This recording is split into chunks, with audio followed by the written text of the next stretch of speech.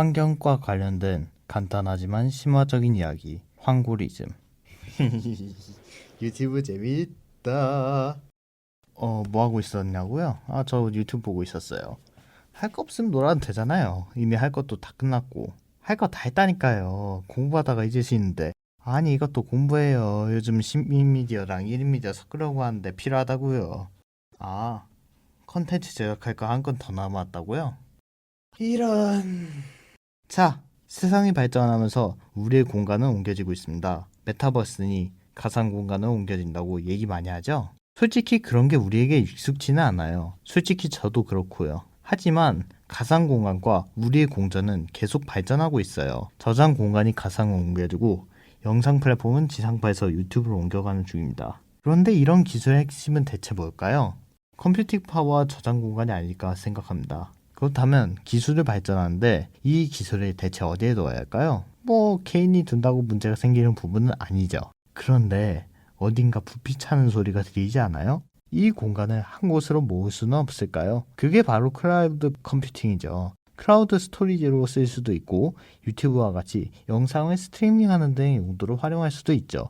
이 공간은 통신비도 어느 정도 절약할 수 있고 공간을 절약하면서 협업도 한 곳에서 도모를 할 수 있습니다. 이것들은 정보가 한 곳으로 모여서 그것들을 효율적으로 사용할 수 있게 해주는 클라우드 서버와 컴퓨팅 기술들이 마련한 장점들인데요. 그런데 이것이 어느 정도 단점이 있어요. 예를 든다면 한 서버의 공간에 정보가 몰리는 것이기에 해킹당하는 순간 정보가 물밀듯이 새어나간다는 것이죠. 그러나 이것만 얘기한다면 좀 부족한 점들이 있겠죠. 환경의 문제인데요. 환경에 대해서 얘기를 해보자면 환경적으로 서버를 운영하기 위해선 많은 에너지와 쿨러 시스템이 필요한 것을 알고 계실 겁니다. 근데 여기에 들어가는 게 에너지고 열이 다량 발생하기 때문에 전기를 많이 소모하게 되고 그로 인해서 많은 탄소 발출이 발생하게 됩니다. 거기에 중복 자료에 대한 관리가 이루어지지 않을 경우에는 쓸데없이 발생하는 데이터에 많은 에너지가 들어가니 그것은 그것대로 문제가 되겠죠. 그래서 요즘 보니까 클라우드 관리에도 변화가 생겼어요.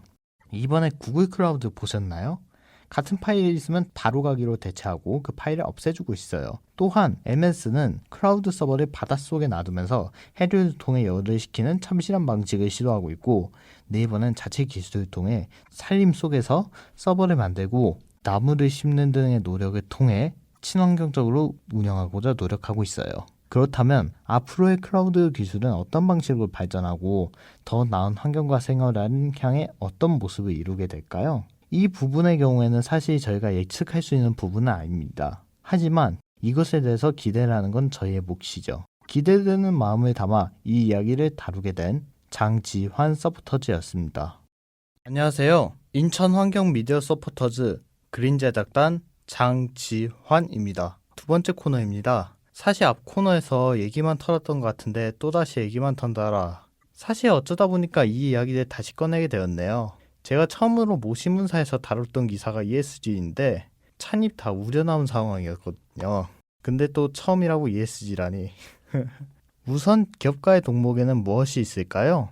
우리가 아는 정신들을 살짝 얘기해보자면 제품 개발과 혁신에 집중해야 한다는 기업가 정신, 그리고 사회공헌이라고 얘기를 하죠. 사회에 자신이 벌어들인 수익을 환원하면서 사회가 성장하고 기업도 성장하는 사회공헌은 지금까지 많이 있었어요. 그리고 거기에 두 가지 정도의 가치가 추가된 것이 ESG예요.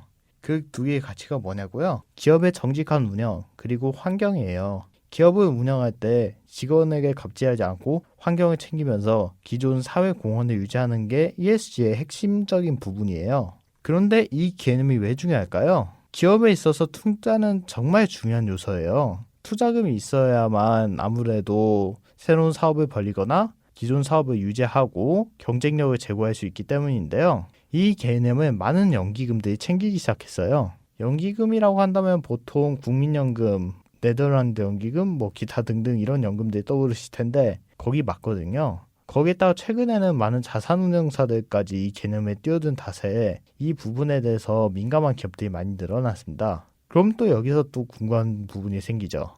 그럼 왜 이 개념을 챙기는데요?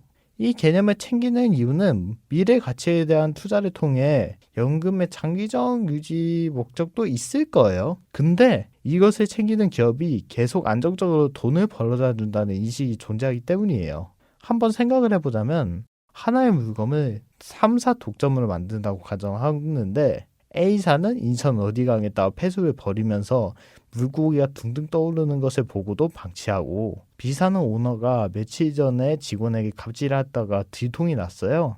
C사는 딱히 잘하는 사회공헌은 없고 제품도 평범한 수준이긴 하지만 그래도 그냥 평범하게 기업은 운영되고 있어요. 사장님께서 냉소적이시면서 내성적이신 부분이시기 때문에 직원들을 잘 챙기지 못하시지만 직원들한테 해코진 안 하시거든요. 그렇다면 이 세 회사 중에서 여러분은 어느 제품을 쓰시겠습니까?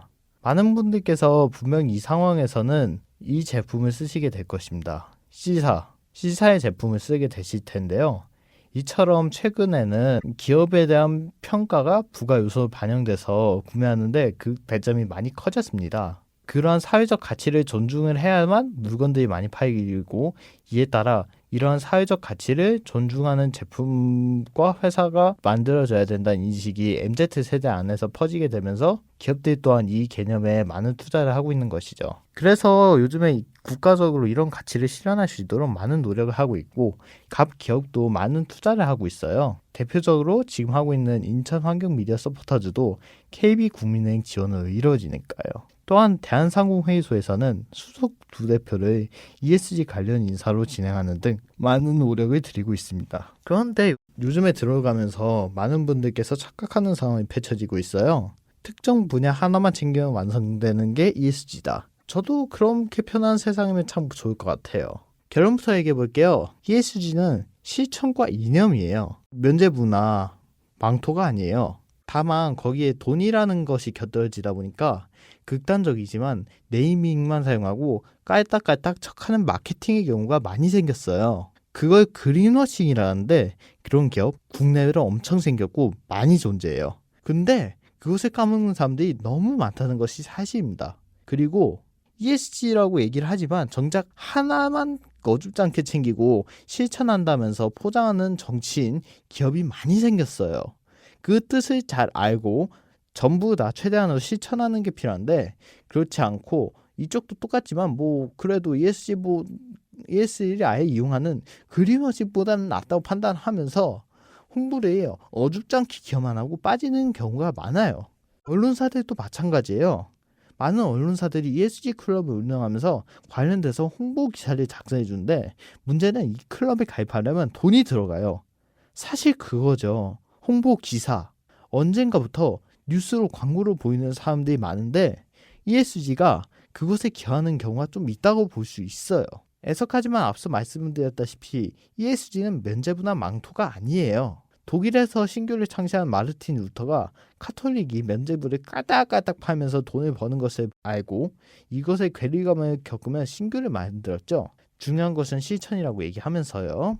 여기서 볼 수 있는 내용은 신념입니다. 이것이 필요한 것을 아는 만큼 그것을 골고루 실천해가지고 행동하는 것이죠. 많은 기업들이 이를 까먹은 지금 가장 중요한 실천을 적극적으로 해야 된다는 것을 이야기하고자 합니다. 부디 많은 기업이 이를 기억하고 실천하면서 성장을 이룩했으면 좋겠습니다. 그리고 함께 더 좋은 사회로 나아가면 좋겠습니다.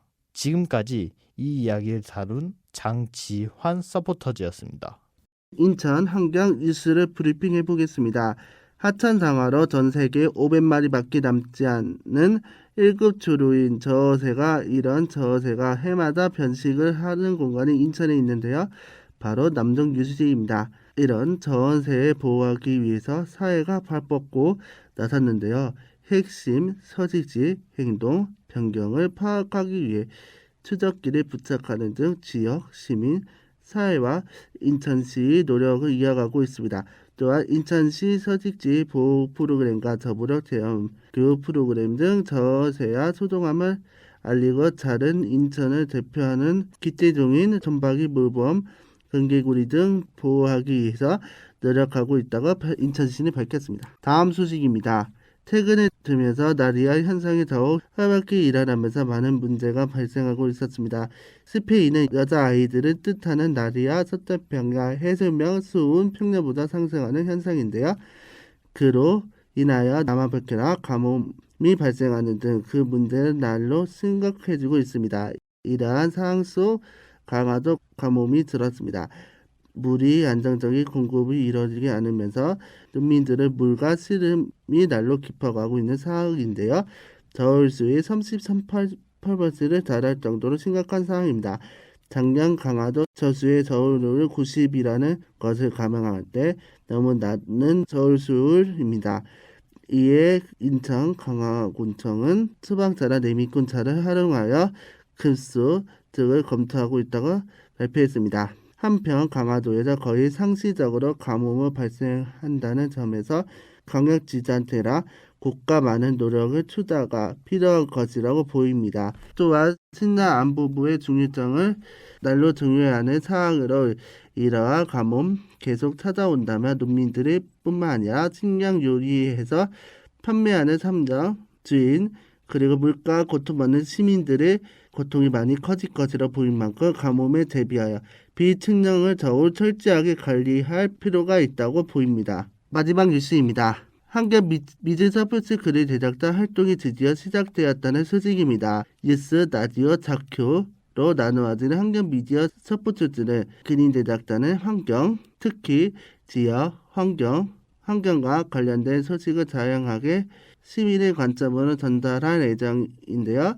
앞으로 많은 실력이 있는 단연차 서포터트 청취자 여러분들께 다양한 이야기를 전달할 예정이라 많은 관심 부탁드린다고 시청자 미디어 센터라 저희 그린 제작진들이 전해달라는 뉴스입니다. 오늘 뉴스를 마치겠습니다. 들어주셔서 고맙습니다.